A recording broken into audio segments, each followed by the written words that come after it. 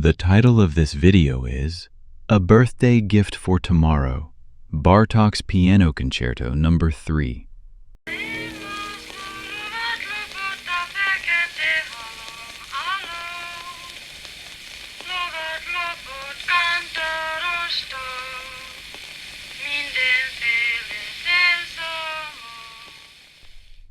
Hey everyone. Imagine an artist who spent his whole life chasing the soul of music, now finding himself in a desperate race against time. Today's story is about a man who, as his body was fading away, breathed life into one of the most lyrical masterpieces of the 20th century. In his final summer, Béla Bartók didn't pick up his pen for fame or for history books. He did it for a birthday gift. He wanted to give his wife, Dita, something more than a present. He wanted to give her a legacy and a way to survive. Today, we're going behind the scenes of a concerto where every single note breathes life and a beautiful, heartbreaking goodbye.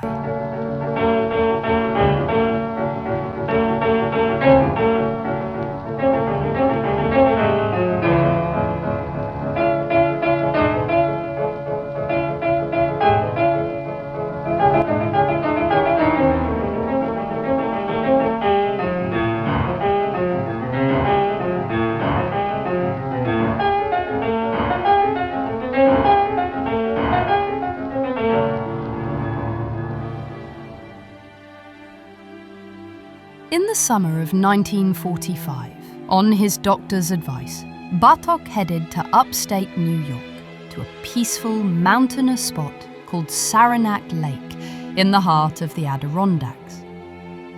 In a small, quiet cabin surrounded by nature, he began working on his third piano concerto. His goal was crystal clear: finish the score before October 31st, Dita's birthday, to present it to her as a gift. But his health was failing fast.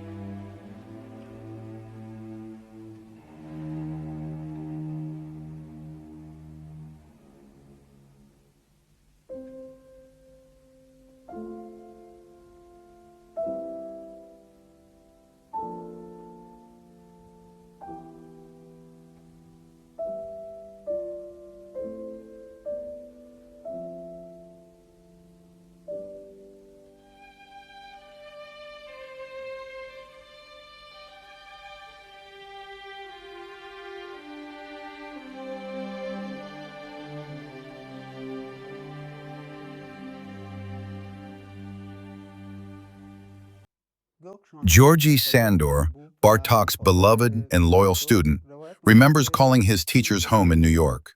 Dita picked up the phone. Sandor says her voice was barely a whisper. She told him the master was doing poorly and couldn't come to the phone. Sandor rushed over to their apartment on 57th Street. When he arrived, an ambulance was already at the door. As they prepared to take Bartók to Westside Hospital, he told Sandor in a frail voice, "I'm very sick." Then he asked a favor. "Do you have some spare time?" He asked Sandor to finish the final proofreading of his concerto for orchestra, because he simply didn't have the strength left to do it himself. Bartók passed away on September 26, 1945, just 1 month before Dita's birthday. When his friends found the manuscript for the third piano concerto, they realized he had been racing against the clock to finish Dita's gift. He had completed everything except for the orchestration of the final 17 bars.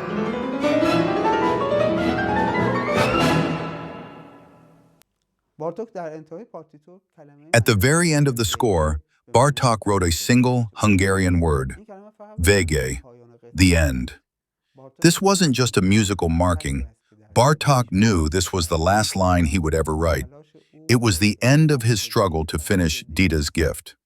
Those final 17 bars were later completed by his friend and pupil, Tibor using Bartók's shorthand notes. Finally, the day came to unveil this musical will and testament. On February 8th, 1946, the Philadelphia Orchestra, one of the greatest in the world, hosted this historic event. The conductor was Eugene Ormandy, a man who, like Bartók, was a Hungarian immigrant. He understood the pain and the genius of his countrymen on a deep, personal level. Ormandy, who led this orchestra for 44 years, put all his prestige behind making sure this work was heard exactly as it should be. Because Dita was too consumed by grief to perform, György Sándor took the piano. Sándor wasn't just a soloist, he was a close friend and one of only 10 people who attended Bartók's small, quiet funeral.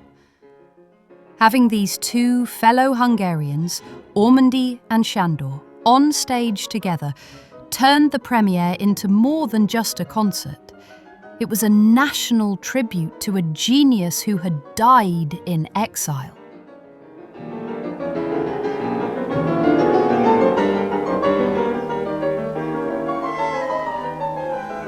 And now, about this concerto. First movement. The first movement, marked Allegretto, starts in a place that feels like you're floating among the clouds. The music begins with a hushed, celestial murmur in the strings, opening a door to a brand new world.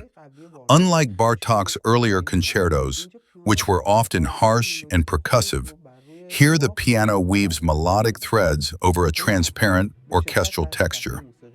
The first theme is deeply influenced by Hungarian folk music, but it's so delicate it feels like it's passed through a dream.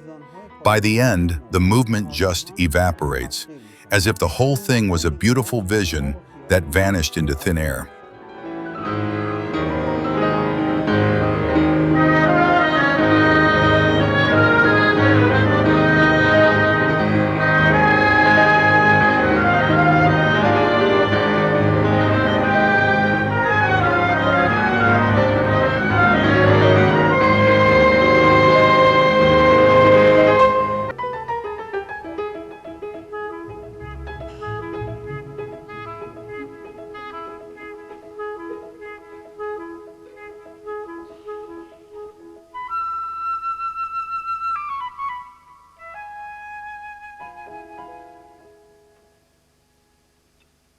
Second movement, such as a spiritual conversation with Beethoven.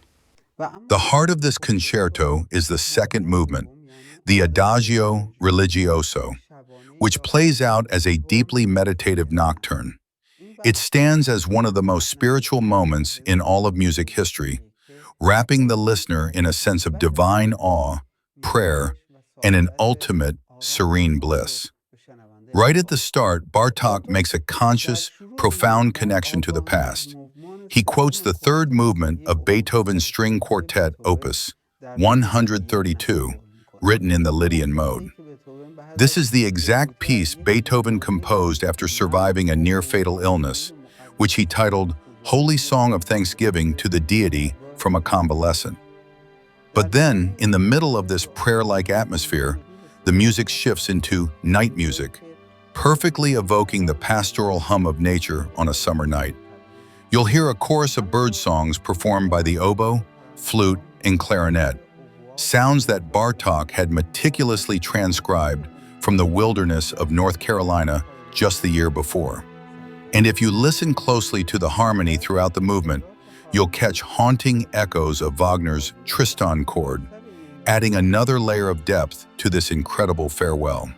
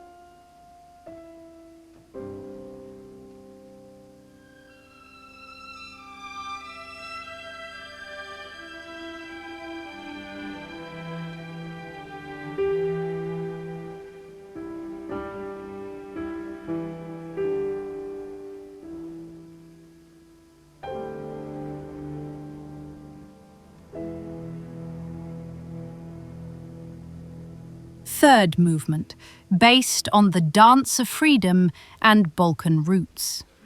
The finale, Allegro vivace, is a burst of fire and brilliance. Bartók uses a rondo form here, building the main theme on short-long, long-short rhythms. These rhythms are rooted in the folk music of Hungary and the Balkans, known as limping or asymmetrical rhythms. This movement is the most contrapuntal part of the piece, filled with complex fugues between the piano and the orchestra. It's incredible that a man on his deathbed wrote music that dances with such a sense of playfulness and freedom, ending in a jubilant, life-affirming conclusion.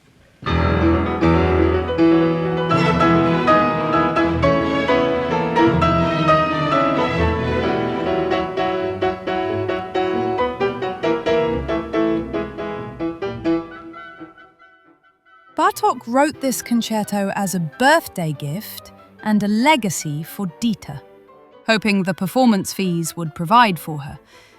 Dita eventually returned to the stage in the early 1960s to play it herself. This piece proved that love and art can find a way to triumph over death, even in the hardest physical and financial times.